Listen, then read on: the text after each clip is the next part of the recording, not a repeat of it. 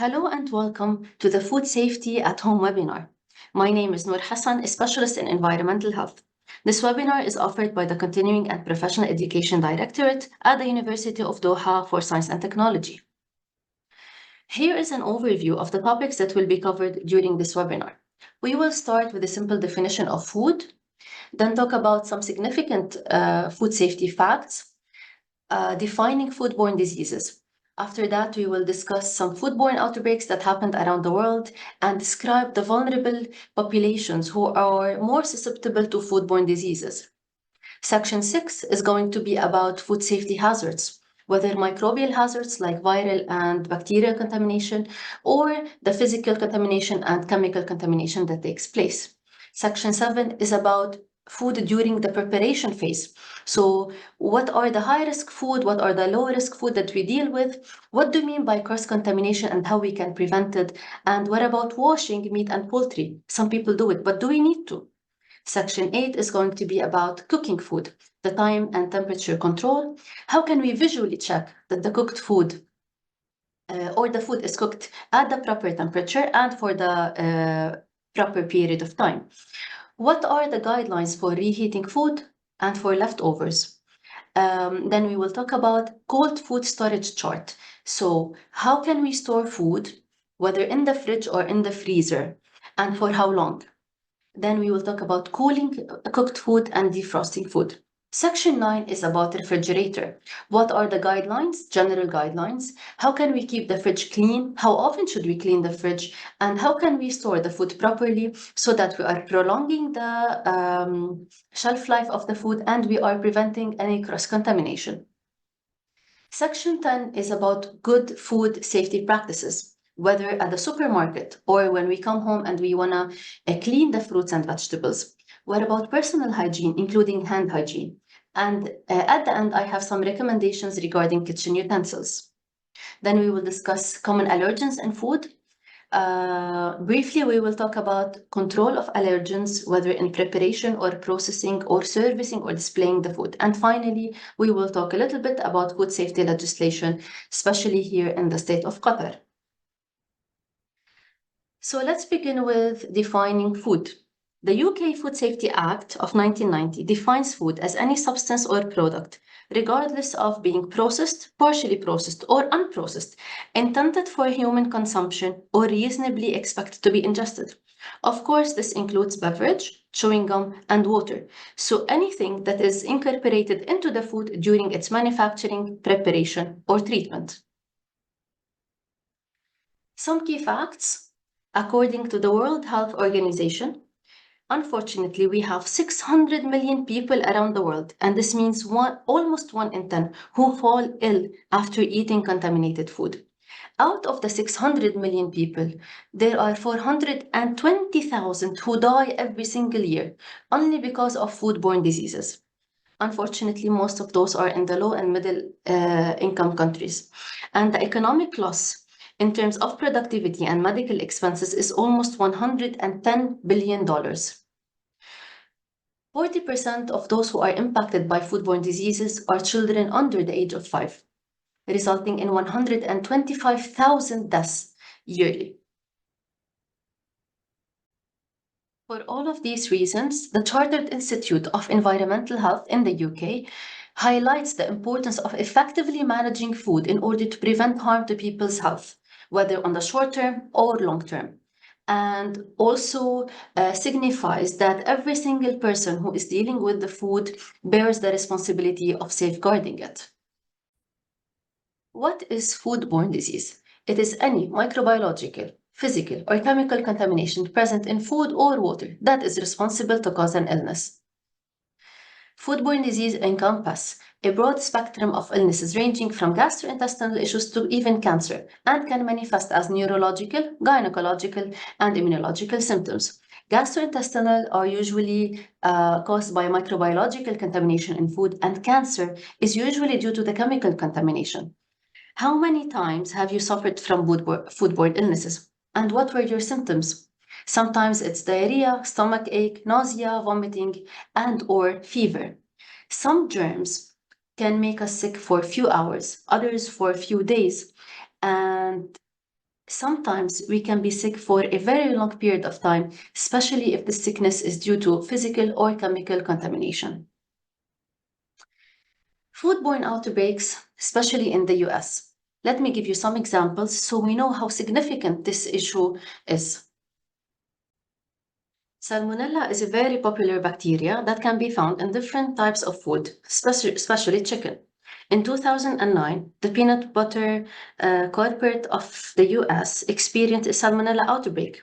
According to the CDC, 714 people got sick and 9 died because salmonella was found in peanut butter. In 2013, California chicken producers were suspected of also salmonella infection. This impacted 634 people. Of course, the company issued a voluntary recall of all the chicken products from this brand that were in the supermarkets. E. coli is another bacteria that can be found in food, especially if it wasn't properly prepared or properly cooked. For example, in 1993, 4 people in Washington and California died from eating contaminated meat. Hundreds of other customers also fell ill. This definitely caused a national panic. Also, in 2006, E. coli was found in spinach. The outbreak began in September when the Food and Drug Administration linked E. coli infections to uncooked spinach in 26 states in the US. 31 people suffered kidney failure, and around 205 reported cases of diarrhea and dehydration. During that outbreak, the company recalled all the bags of spinach from the shelves across the country. Botulism is another microorganism that can be found in food. And it's a significant one as the treatment for this infection might require hospitalization and also include antitoxins and supportive care. For example, in 2015, botulism microorganism was found in home canned potatoes. According to the CDC, this was the largest botulism outbreak that took place in Ohio. 29 people became ill, and unfortunately, 1 person died due to respiratory failure. Listeria. Listeria is such a critical infection, especially to women who are pregnant, because they are 10 times more likely to get a listeria infection than non-pregnant.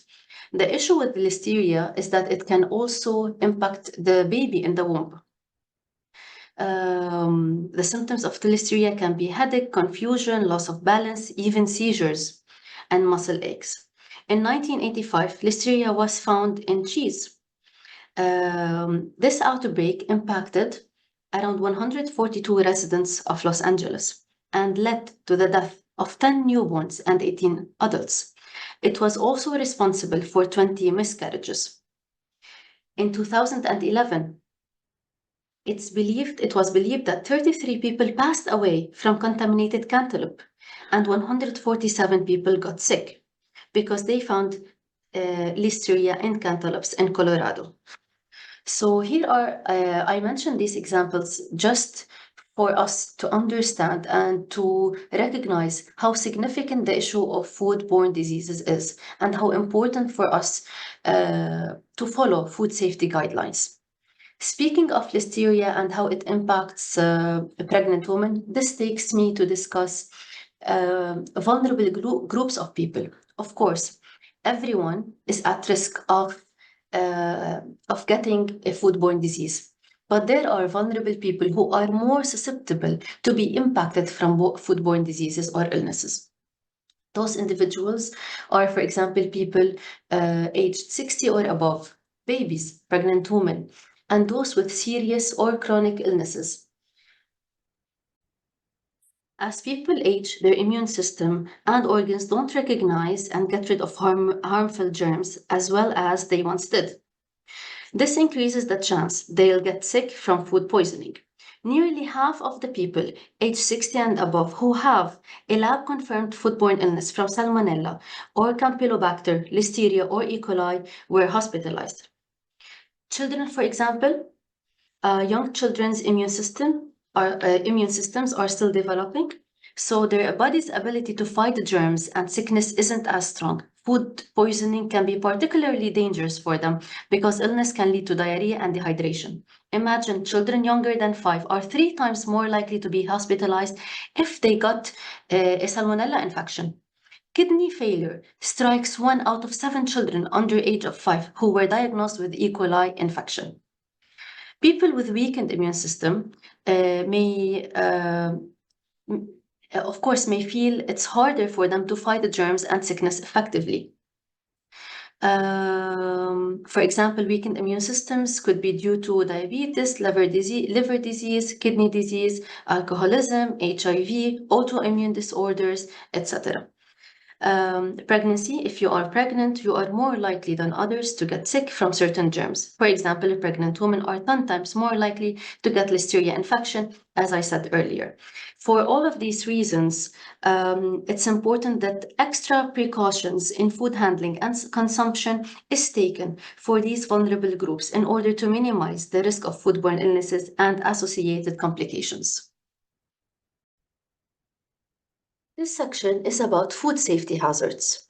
We will be talking about the microbial hazards like bacteria and viruses, physical and chemical hazards, and later allergenic hazards. Once we understand the sources of these hazards, we will be able to prevent contamination and hopefully protect ourselves and the people around us. Biological hazards or microbial contamination, it is when the food has organisms like bacteria, viruses, fungi, and parasites. We've talked about some of those when we discussed outbreaks, for example, Salmonella, Campylobacter, E. coli, Clostridium, and more. All of these can be found in raw or undercooked food. Viruses are microscopic agents that can cause diseases and are 100 times smaller than bacteria. Viruses don't need or require food or moisture to flourish, and they don't need to multiply within food before inducing illness. The virus waits until it goes into the human body, and then it will start replicating and replicating. Bacteria is great on thriving on food, especially high protein, like meat products, poultry, eggs, milk products, and seafood. And whether we're talking about viruses or bacteria, we have to know that their sources are many. We can get them from raw food, from people, from air and dust, equipment, soil, pests if we have at home, water, and waste.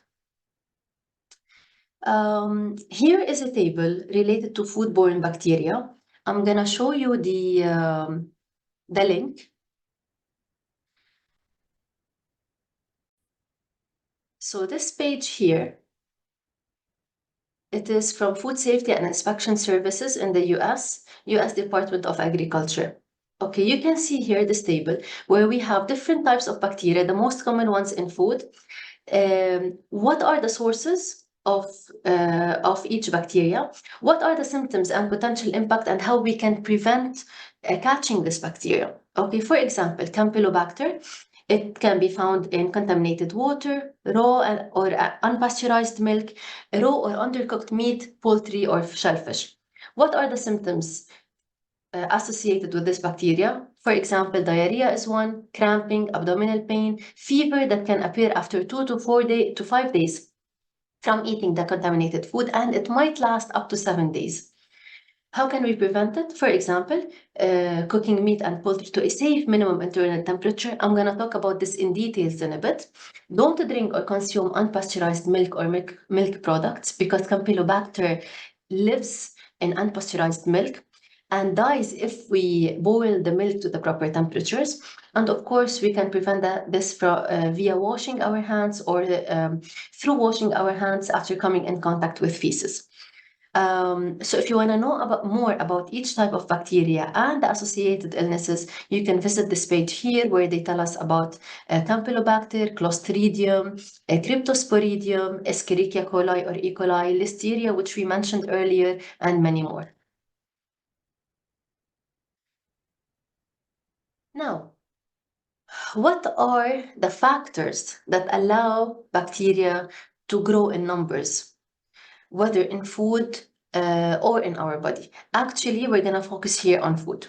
So we have nutrition, time, temperature or warmth, moisture, so how much water we have in the food item, the pH, so acidity or alkalinity, and the atmosphere. And here mainly we mean, by atmosphere, we mean oxygen. Bacteria multiply by a process known as binary fission. One bacterium becomes two bacteria becomes four bacteria becomes eight, etc. So for bacteria to multiply, we need a combination of one or more of these factors. And note that all bacteria need time to multiply in the right conditions. So for example, if we have optimum condition for bacteria, each bacteria can double in a very limited period of time. Imagine within 1 hour, one bacterium can multiply to over 10 million bacteria. That's why we recommend, for example, not to leave food outside the fridge for more than a limited amount of time, and we're going to discuss this in details. For these reasons, because bacteria can multiply extremely fast. So time is one factor. Another critical factor is temperature. Bacteria multiply more slowly in colder temperatures and may become dormant, which means it remains alive but not actively multiplying. Also, high temperature is important because above 63 degrees Celsius, the majority of food poisoning bacteria will perish. So they will die. Moisture, like all forms of life, bacteria requires moisture. They cannot multiply in dry products. Acidity level is important. Acidity levels are measured using the pH scale, which ranges from 1 to 14. 7 is the neutral. Acidic food usually have a pH less than 7, and the alkaline foods have a pH above 7. Bacteria prefers a pH level between 6 and 8, and here where we should be cautious, and will never multiply or cannot potentially multiply below the pH of 4.5. For example, bacteria cannot multiply in orange juice or tomato juice, and definitely not in lemon juice that has a pH of 2.0. Orange and tomato juices have usually a pH around 4.5. Atmosphere. By atmosphere, we mean oxygen.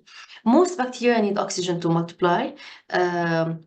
For example, bacillus needs oxygen to multiply. Of course, we have some bacteria that are really strong and they don't need oxygen, like Clostridium.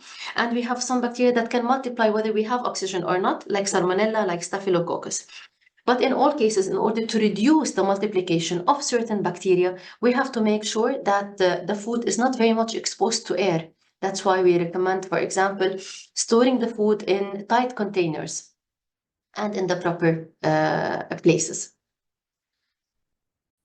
So now that we understood the concept of microbiological contamination, we can later discuss the preventive measures. But first, let's talk about another type of hazard, which is the physical contamination or physical hazard. Physical contamination is any visible foreign object found in food that shouldn't be there, of course.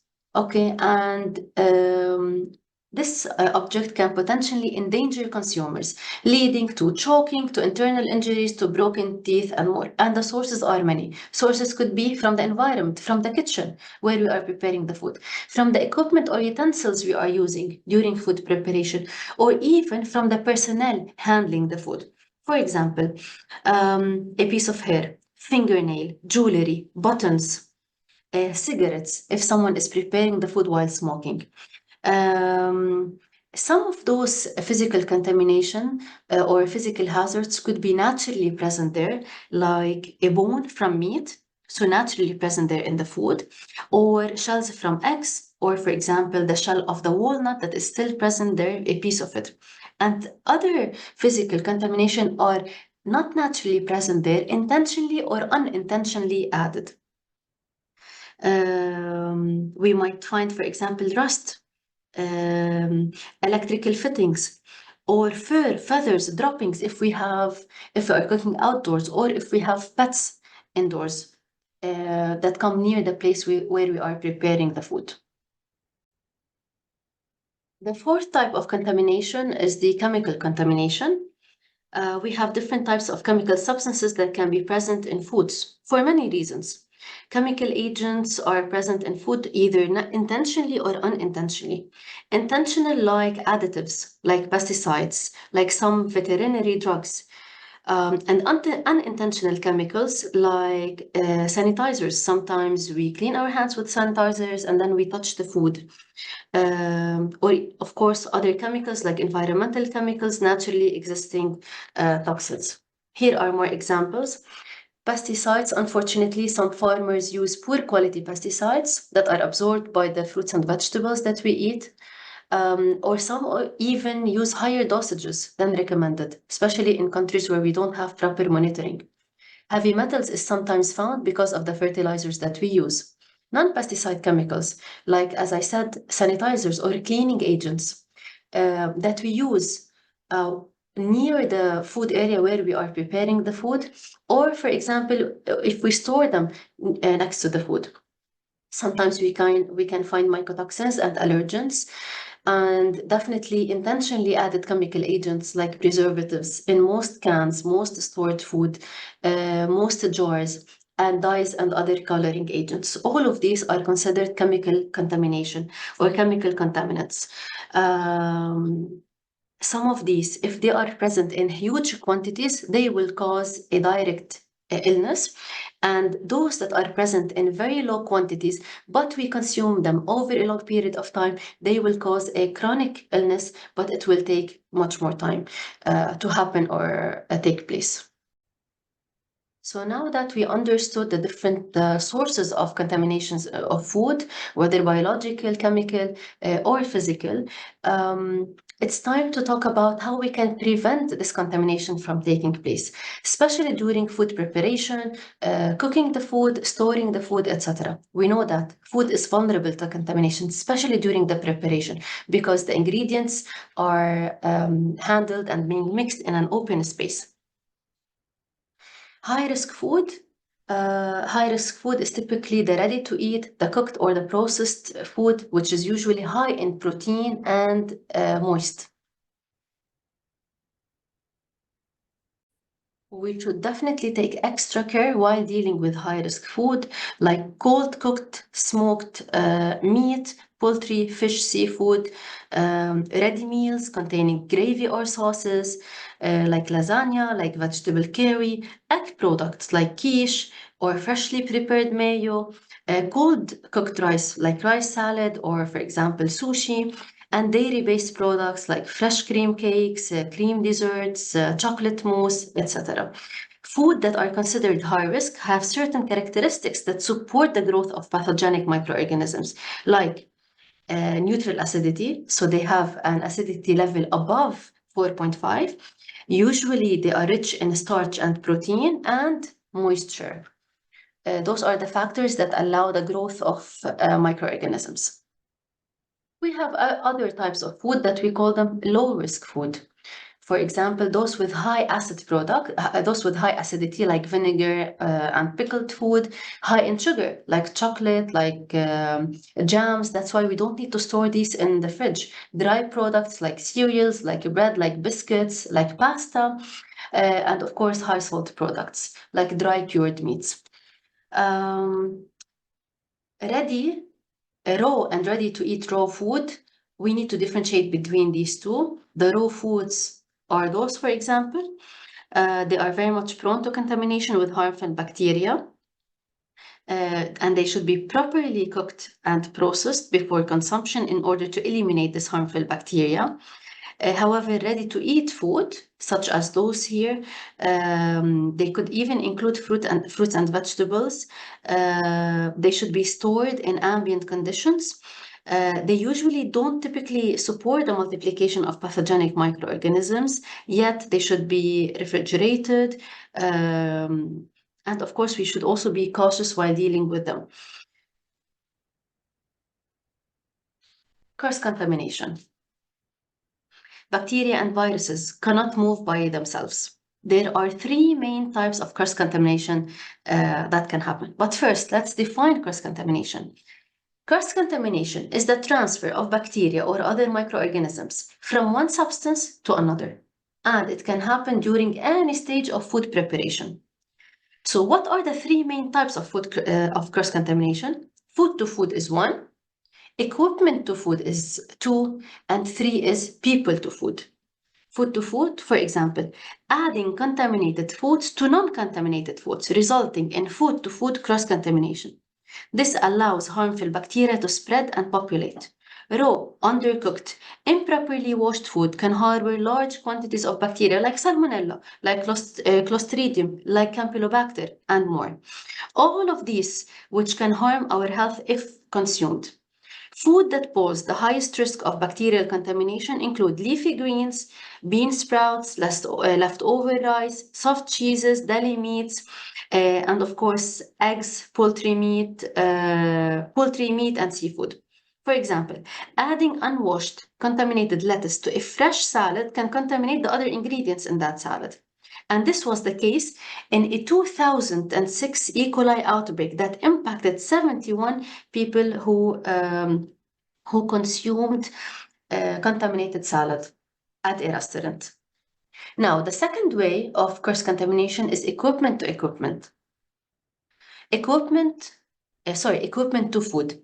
Equipment to food is one of the most common yet unrecognized types of cross-contamination. Bacteria can survive for long periods on surfaces like countertops, like utensils, like cutting boards, storage containers. When equipment is not washed properly, it can transfer large volumes of harmful bacteria to food. This can happen at any time during the food preparation. For example, a 2008 incident at a Canadian-based sliced meat company resulted in the death of 22 customers due to listeria-contaminated meat slicer. So the meat slicer itself had listeria, and then they used it, of course, to slice meats, and then this meat was packaged and sent to supermarkets. So the people were impacted this way. A common example of this also occurs at home, while using the same cutting board and knife to cut raw meat and then vegetables, which can be harmful if the vegetables are then consumed raw. One study found that older participants, so all people do this type or are prone to such types of contaminations of different ages. One study found that older participants were less likely to use soap and water to clean their cutting boards after working with raw meat, while younger people were not aware of the risk of cross-contamination. That's why food safety education, like this webinar today, is extremely needed and across all age groups of people who deal with food. Now, the third type of cross-contamination is people to food. Humans can easily transfer bacteria from their bodies or cloth to food during many steps of food preparation. For example, a person may cough into their hand and then touch a chicken, raw chicken, and continue to prepare a meal without washing their hands in between. In a 2019 study, among 190 adults, imagine only 58% of the participants reported washing their hands before cooking or preparing food, while 48% said that they washed their hands after sneezing and coughing. Other common examples include using a cell phone, for example, to read the recipe while cooking the food, and the cell phone is usually loaded with microorganisms. So we should make sure that it's wiped before we use it, or at least we wash our hands properly before dealing with the food again.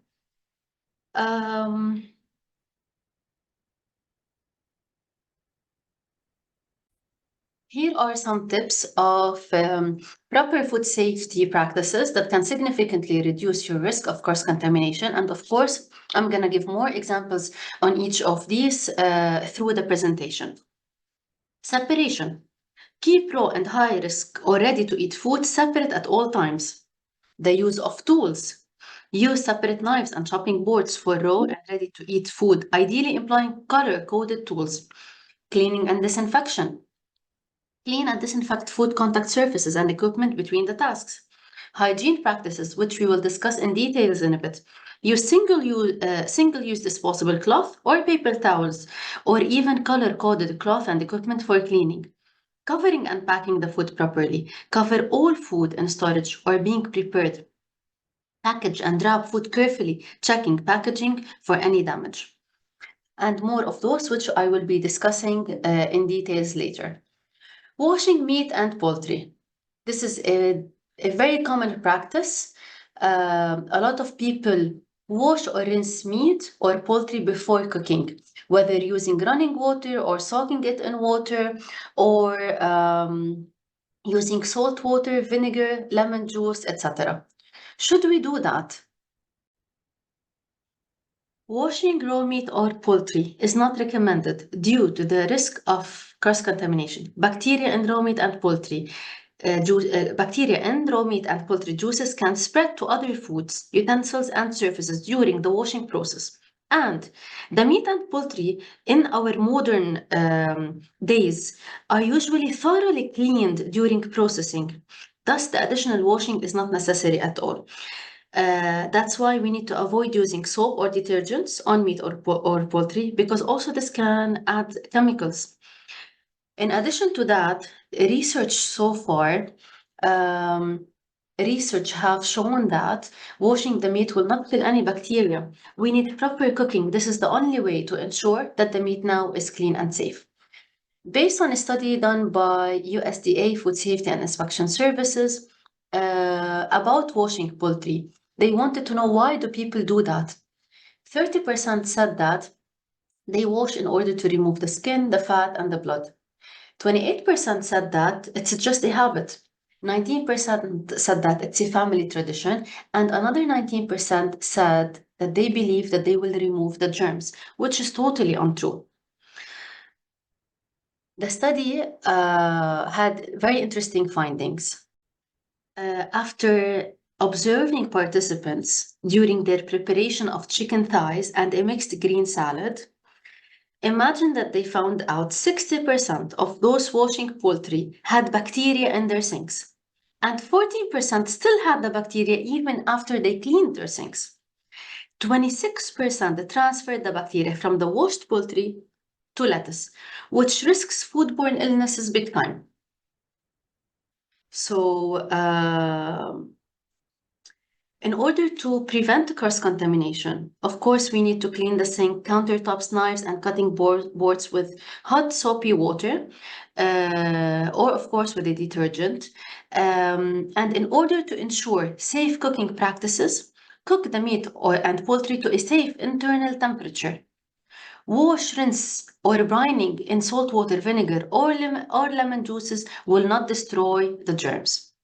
So, to make sure we are consuming safe food, we just need to cook it at the proper temperature for the proper period of time.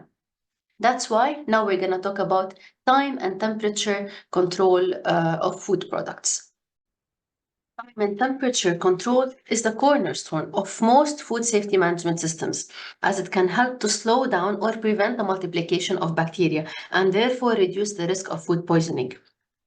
Thus, in order to ensure that the food is kept safe, we have to keep cold food at 5 degrees Celsius or below, hot food at 63 degrees Celsius or above, and frozen food at minus 18 degrees Celsius or below. So we have to make sure that the food is not in its danger zone, which is between 5 degrees and 63 degrees, because this is the optimal temperature for bacteria or microorganisms to multiply. Here is a chart that shows us the safe minimum internal temperature for cooking each different type of food product. For example, if you are dealing with beef, goat, or lamb, let's say if it's steaks, roasts, or chops, we should make sure that the internal temperature of that is 63 degrees. Yani we are cooking it at 63 degrees or more. Ground meat and sausages should be cooked at a higher temperature, which is 71 degrees. If you are dealing with chicken, turkey, and other poultry, like whole bird, breasts, legs, thighs, wings, sausages, etc., we should be cooking those at 74 degrees Celsius or more. Eggs, raw eggs, cook until it's firm. So this is between 71 to 74 degrees Celsius. If we have leftovers in the fridge and we wanna reheat these, make sure that you are reheating at 74 degrees Celsius. Now, if we're dealing with seafood, fish like salmon, tuna, bass, catfish, etc., make sure that it's being cooked at 63 degrees Celsius or more, or you are cooking until the flesh is no longer it doesn't separate easily using a fork. If you are dealing with shrimp, lobster, crab, etc., cook until the flesh is pearly or white. And if you are cooking clams, oysters, mussels, cook until shells open during the cooking process. This is a very important chart, and that's why it's also important to use a thermometer in order to know that you are cooking the food at the right temperature. Of course, there are visual checks for cooked food. So I can know if the food is properly cooked or not visually. How many times did you open a package of fresh chicken and the skin looked blue? And then you ask yourself, is that safe to use? Or, for example, you have a package of ground beef, which is dark in the center. And then you ask yourself, is this old meat? Or the turkey was cooked according to the directions, but the breast meat is pink. Will it make us sick? Let's understand the factors that impact the color of meat and poultry. There is something in the meat and poultry that we call it myoglobin. Myoglobin is a protein and it's responsible for the majority of the red color. Myoglobin doesn't circulate in the blood but is fixed in the tissue cells, and it is responsible for changing the color of the meat. When it's mixed with oxygen, the myoglobin becomes oxymyoglobin and produces a bright red color. The remaining color comes from the hemoglobin, which occurs mainly in the circulating blood, but a small amount can be found in the tissues after slaughter. Now, color is also influenced by age of the animal, by the species, by the sex and diet, and even the exercise the animal gets. The meat from older animals will be darker in color because the myoglobin level increases with age. Exercised muscles are always darker in color, which means the same animal can have variation of colors in its muscles. In addition to that, the color of meat and poultry can change as it's being stored at retail and, of course, at home. Now, does a change in color indicate spoilage? That's a very important question to ask. Change in color alone does not mean the product is spoiled. Color changes are normal for fresh products. With spoilage, there can be change in color one, like fading or darkening, but also of odor, like like you know the of odor of meat, which can be like sticky or when we touch it, sticky or tacky, or even slimy. So if we have these three factors, like changes in color, of odor, and also the texture of meat is different, then we know that this is spoiled and we have to discard it. Now, another question here comes.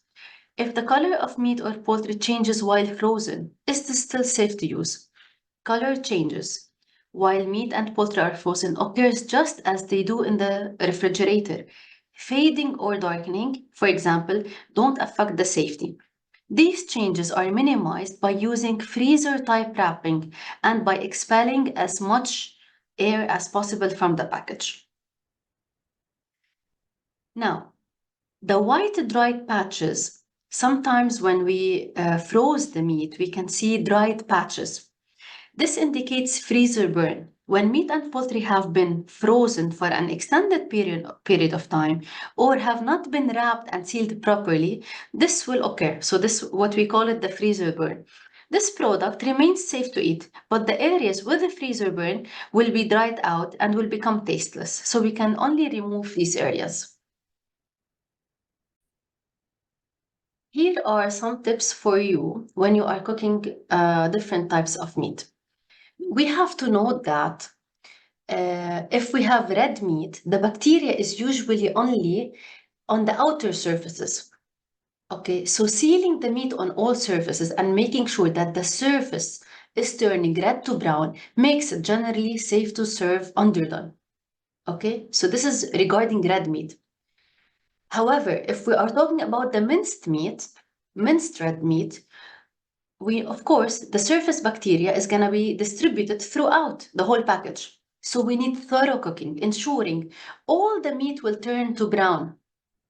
Now, if we are talking about poultry, like chicken, We have to know that bacteria is dispersed throughout the flesh. It's not like red meat where the bacteria is only at the outer surface. That's why chicken must be cooked until all the flesh turns from pink to white and until the juices are free of blood. And if we are cooking soups and sauces, we have to make sure that it bubbles. So it boils when we are stirring. And preferably to boil up to 1 minute at least to ensure that all the microorganisms are killed. Now, what if we want to reheat a leftover or any food product? So here are safe reheating guidelines. Foods that have been properly cooled can be, of course, reheated with a maximum shelf life of 72 hours from the cooking time.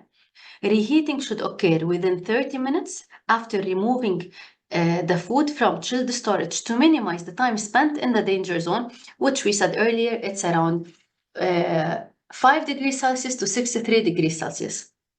Now ensure the feed reaches a core temperature of 75 degrees for 30 seconds. So while reheating, we have to make sure that we are reaching at least 75 degrees for 30 seconds. What about the microwaving guidelines? Food is considered safely cooked when the internal temperature reaches a point that effectively eliminates harmful germs. Okay, and microwave now is part of our lives. We use it to reheat and sometimes to even cook. Now, what should be done and what should we do in order to make sure we are using the microwave properly and ensuring that we don't have any more contamination? Reheat in intervals. Cook in 30-second to 1 minute interval. And then take out the container, stir the liquid, rotate the container or flip the solids in between for even reheating, and then reheat again. This way, you'll keep the oil and butter-based sauces intact so the dish maintains the flavor you loved the first time around. Plus, you'll make sure that all the plate was properly reheated. Second tip is deconstruct your meal. Consider what you are reheating before putting it in the microwave. If it's last night's burger, warm up the bun and the burger separately so you don't end up with a perfectly warmed patty and an overcooked chewy one. Likewise, instead of reheating everything on a buffet plate at once, start with the things that are more dense, like the dense items. Okay. Another tip, keep it moist. Microwaves usually dry out the food. So if you want to keep it moist, you can add a little bit of water to your container, or you can cover the plate or the container with a damp towel to create steam. The fourth tip is use the right container. Sparkling foil offers a strong indication that it doesn't belong in your microwave. So make sure that you are using microwave-safe ceramic or glass bowls and plates. And also one last tip, make sure that you are allowing the food to rest for 2 minutes after microwaving. This will help. This will help retain the flavor and make sure the food is not soggy. What about leftovers? Discard any food left out at room temperature for over 2 hours because this is enough time for microorganisms to grow. Rapidly cool leftover food by placing it in shallow containers and immediately refrigerating or freezing it. So if we know that we have, for example, we cooked a big batch and we know that we want to put some of it in the freezer or in the refrigerator, we have to rapidly cool it down. I'll give you tips on that in a bit. And consume most cooked leftovers within 3 to 4 days. After 4 days, you have to discard what is left. And when you are reheating the leftover food, as I said earlier, make sure you are reheating at least 165 Fahrenheit for safety, or 65 to 67 degrees Celsius. Now, this is here a chart for cold food storage. How can we store different types of food, whether in the fridge and or in the freezer, for how long, to make sure it's still safe? For example, salads here, whether it's egg salad, chicken, tuna, macaroni salads, we can put it in the fridge And if the fridge has a temperature of 4 to 5 degrees Celsius or below for 3 to 4 days. And salads are not recommended at all to be frozen. And if I'm talking about freezers, it means that the temperature of the freezer should be minus 18 degrees Celsius or below. Hot dogs, if the can is already open, we can store it in the fridge for 1 week and in the freezer for 1 to 2 months. Bacon and sausages. Bacon for 1 week in the fridge and 1 month in the freezer. Sausages, raw from chicken, turkey, or beef, only 1 to 2 days in the fridge and 1 to 2 months in the freezer. Sausage from fully cooked chicken, turkey, or beef, we can extend the storage in fridge up to 1 week, and in the freezer it's still 1 to 2 months. If we have, for example, sausages, whether we do them at home or whether they are purchased, make sure that they are not stored in the fridge for more than 3 to 4 days after cooking, and in the freezer 1 to 2 months. Hamburger, ground beef, turkey, chicken, and others 1 to 2 days in the fridge and 3 to 4 months in the freezer. Steak, chops, roast can be stored 3 to 5 days in the fridge and 4 to 12 months in the freezer. Fresh poultry, like chicken, like turkey, whether whole or in pieces, we can store them in the fridge for 1 to 2 days and in the freezers between 9 months to 1 year. Eggs. Raw eggs in shell, of course, they can be stored in the fridge up to 5 weeks and shouldn't be frozen at all unless they are beaten, but we should not freeze eggs in shell. The hard-cooked eggs, we can freeze them in so those are the boiled ones. We can freeze them in the fridge for 1 week and we can store them in the fridge for 1 week, but shouldn't be frozen at all. Fish, whether the fatty fish, fresh crab, lobster, shrimps, those can be stored between 1 to 4 days in the fridge and frozen 2 to 18 months, depending on what type of fish we are exactly dealing with. For soups, like vegetable or meat soup, we can store it for 3 to 4 days in the fridge and 2 to 3 months in the freezer. Leftovers, as we said earlier, 3 to 4 days at maximum in the fridge and 1 to 3 months, and sometimes we can keep them to 6 months if this is cooked meat and poultry in the freezer.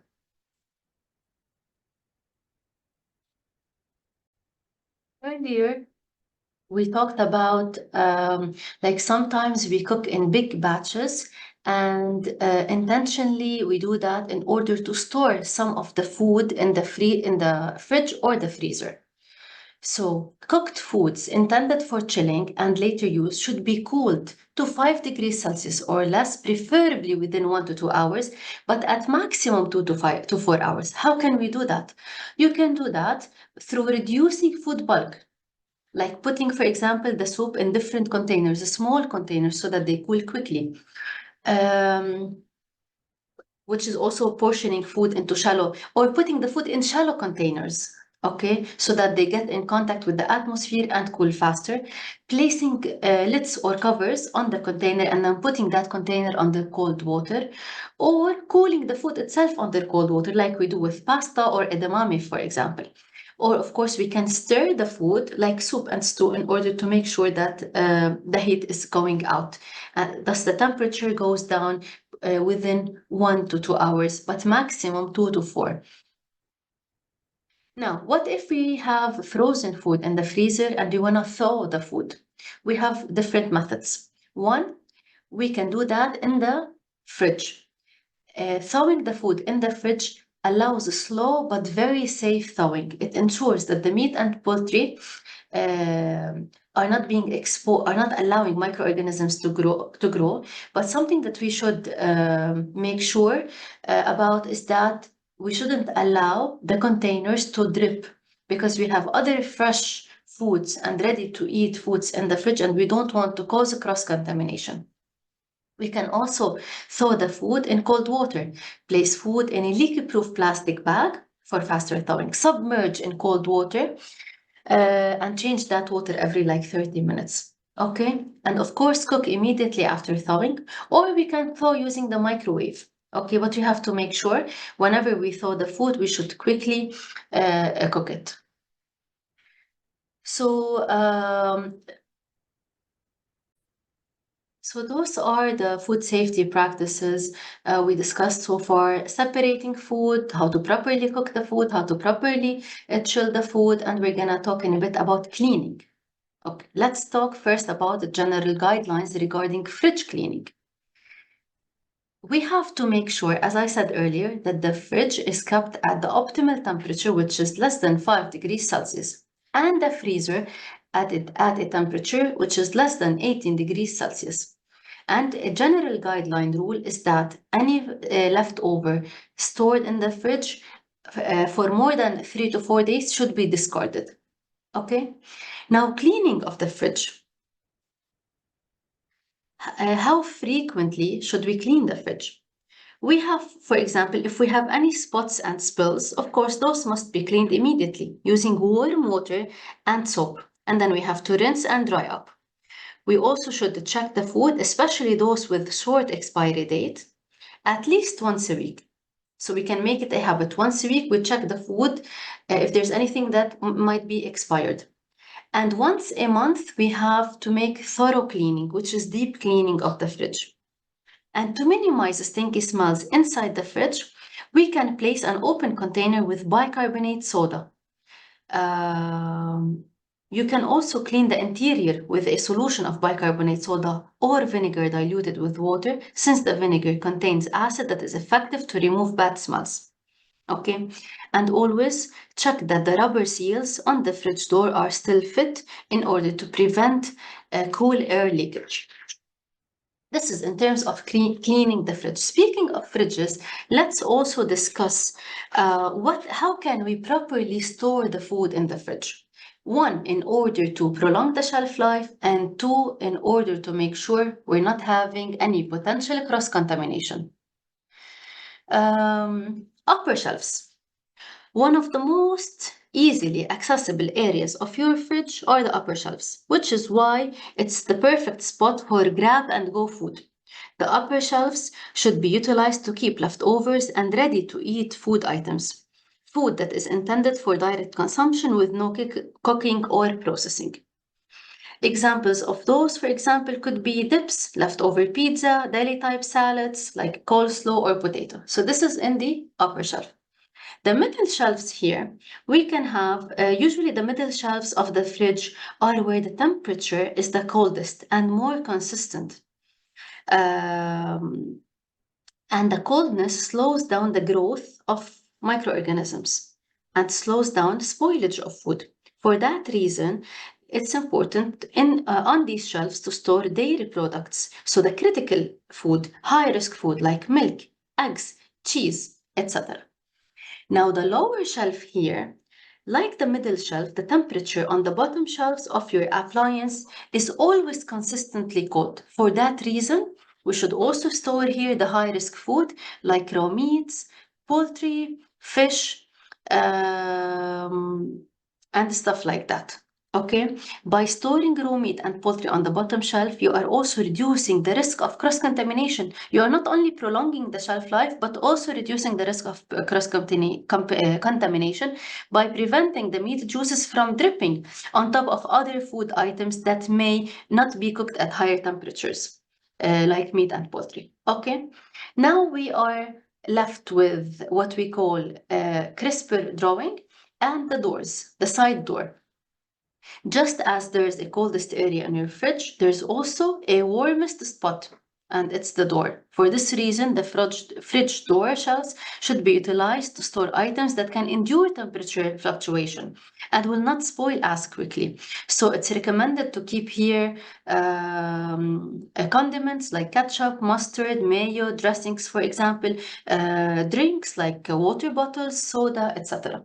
Many people are used to store eggs here, but again, eggs should not be exposed to fluctuation in temperature. That's why they should be stored in the middle shelf. Now, what we call crisper drawer. Crisper drawers, sometimes also called humidity drawers, are located at the bottom of the refrigerator and are usually designed for fresh produce storage. When used correctly, they can keep produce fresher for longer, extending the life of your fruits and vegetables. Now, we have two types of crisper drawers. We have the high humidity one and the low humidity drawer. For high humidity drawer, it's ideal for thin-skinned or leafy vegetables that are prone to wilting, such as asparagus, fresh herbs, and greens. For extended freshness, consider washing and then spin drying and then wrapping the lettuce in clean kitchen towel before placing it in the high humidity drawer.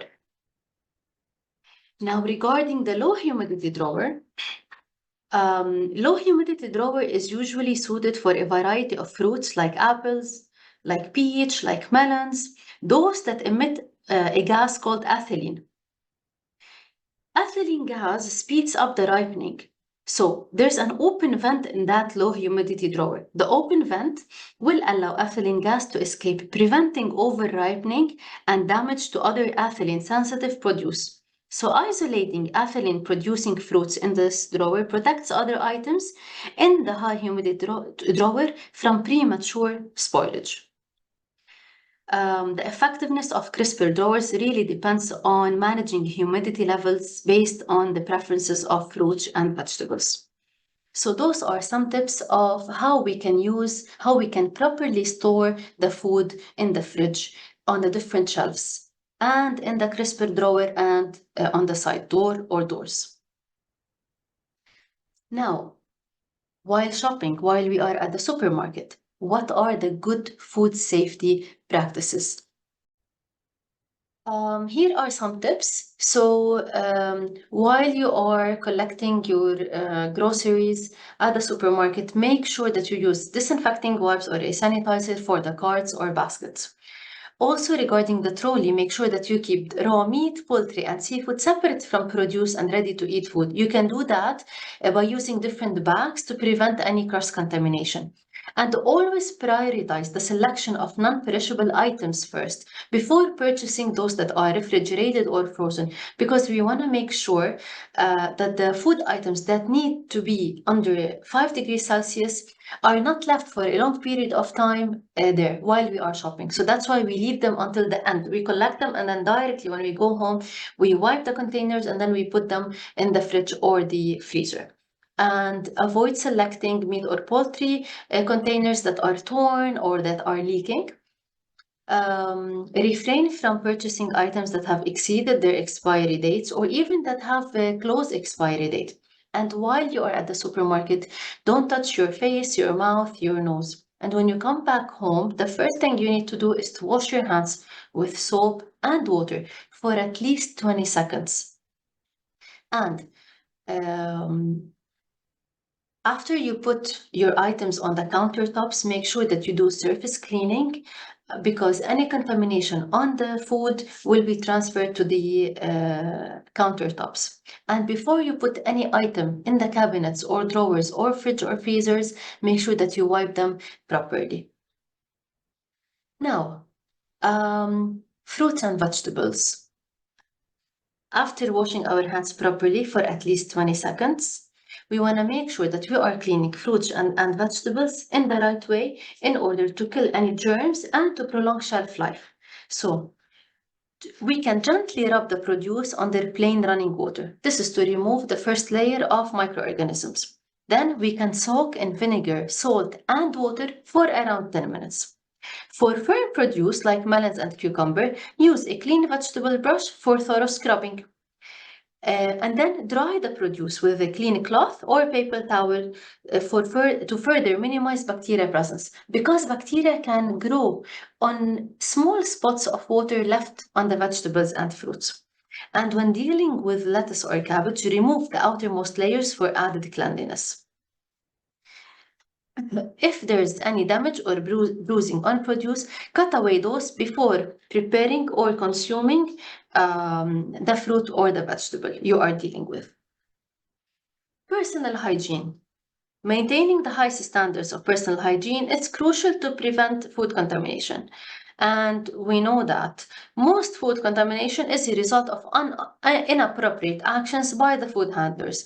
The bacteria or any microorganism, whether it's a bacteria or virus or a parasite present on the skin, in the hair, in the respiratory or digestive systems, can pose a risk to food safety. That's why too we have to make sure that any food handler is clean while dealing with the food.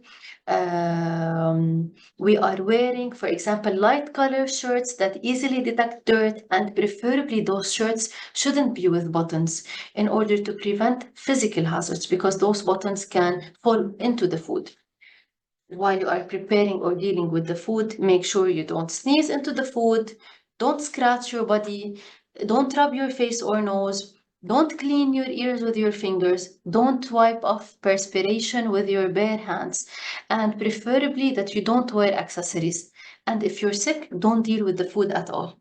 Why? You have to clean your fingernails and to keep them short. You have to keep your hair and beard neat and tidy. And if you have a long hair, make sure that it's tied up while you are dealing with food.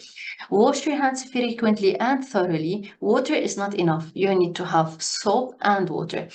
And always work on a clean surface and use different utensils, different chopping boards, different knives for the cooked versus the raw food. Now, hand hygiene. Do you know that 99% of the people do not wash their hands properly? This is something that we take for granted and we think that we all know it, and it's something basic and we've been doing since we were kids. Yet 99% of the people don't wash their hands properly. 1 out of 3 people, 3 individuals, use personal electronic devices while cooking and don't wash their hands after that, after touching their devices. Hands frequently come into contact with food, with cloth, with equipment, with utensils. This makes the hands more prone to contamination. So we need to eliminate microorganisms. And the best way, the most effective way, and least expensive way to prevent contamination is through properly washing our hands. I'm gonna show you in a bit a video about washing hands, but first, let's talk about hand washing guidelines. We need to wash our hands regularly and thoroughly before and after handling food, after using the bathroom, of course, after changing a diaper for a baby, after handling pets, after tending to a sick person, or blowing our nose, or coughing or sneezing, after handling uncooked eggs, raw meat, raw poultry, raw food, or their juices. Now, those are the areas here in red are the most frequently missed areas while we are washing our hands. And the other areas in blue are the frequently missed areas. So we miss a lot while we are washing our hands. Here is a video for you that shows proper hand washing techniques that is important to follow.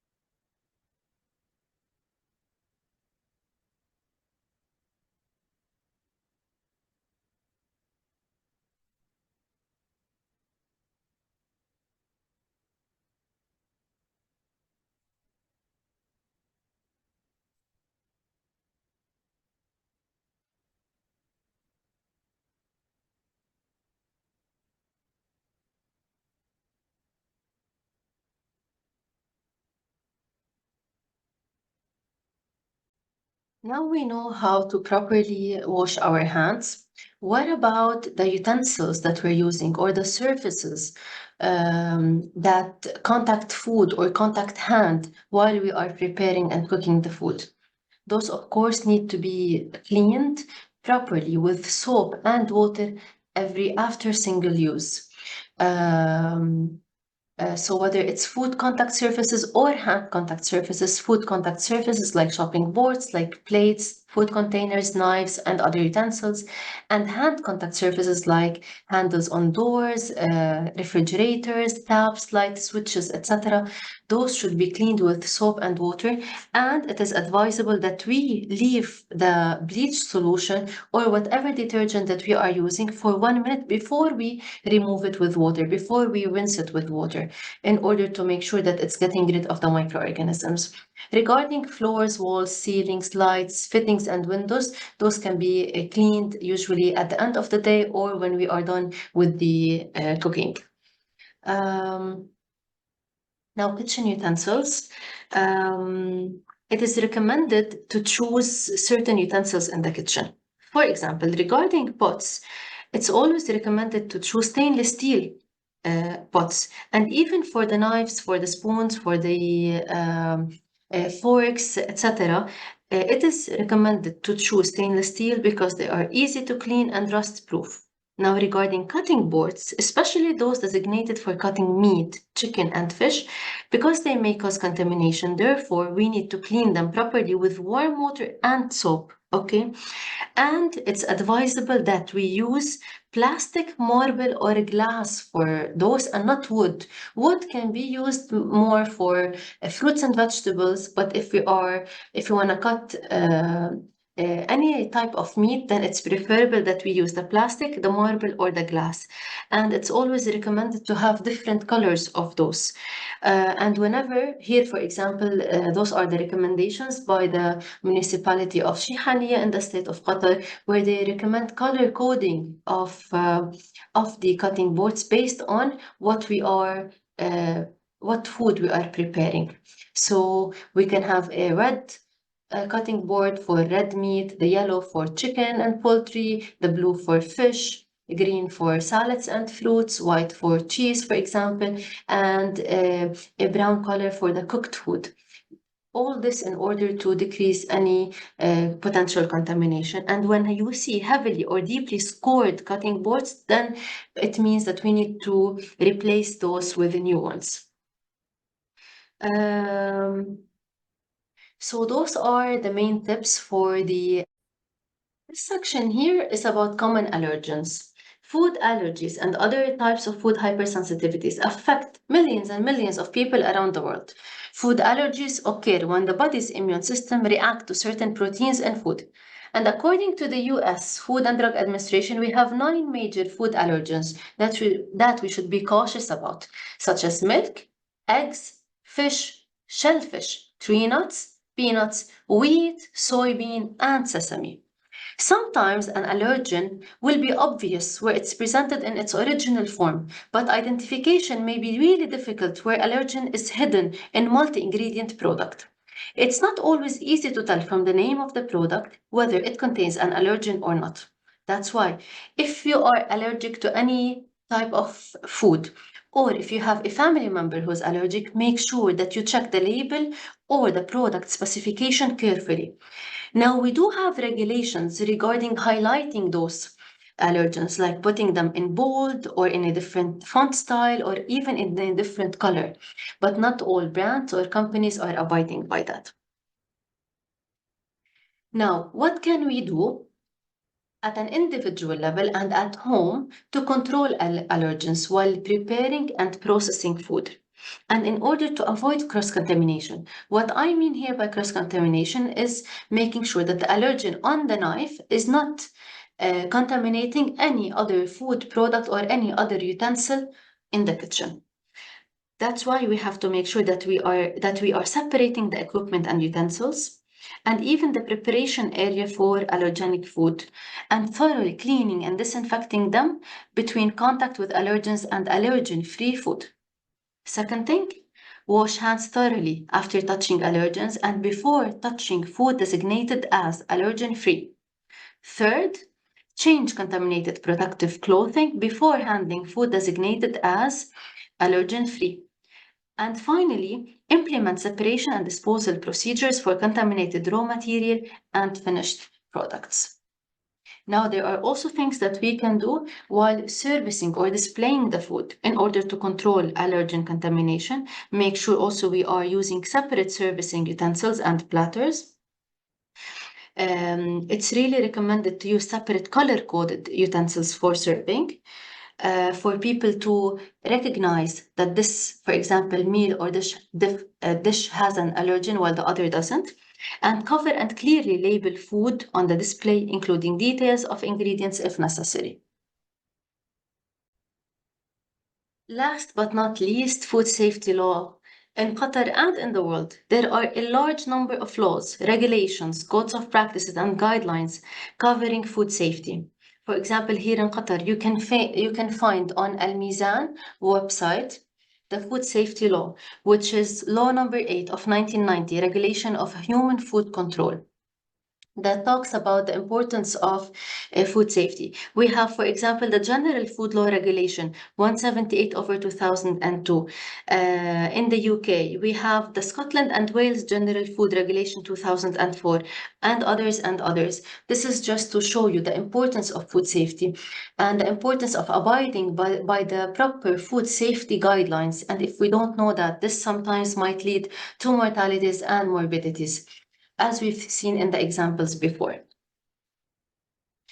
Here are the references that I used for the content, and here are the references that I used for the pictures.